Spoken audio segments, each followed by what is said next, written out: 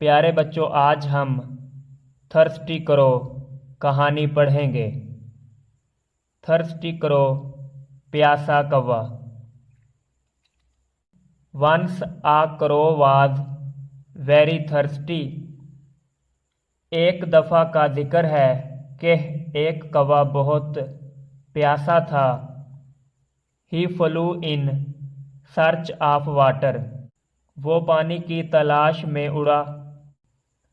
Lastly he saw a pitcher in the garden.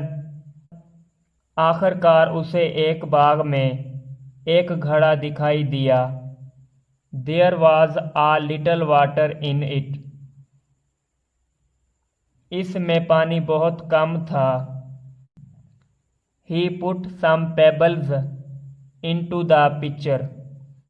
उसने घड़े में कुछ कंकरियां डाली। The water rose up. पानी ऊपर आ गया। He drank it and flu away.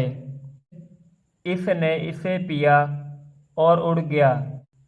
Moral lesson: necessity is the mother of invention. इखलाकी सबक: ज़रूरत इजाद की माँ है।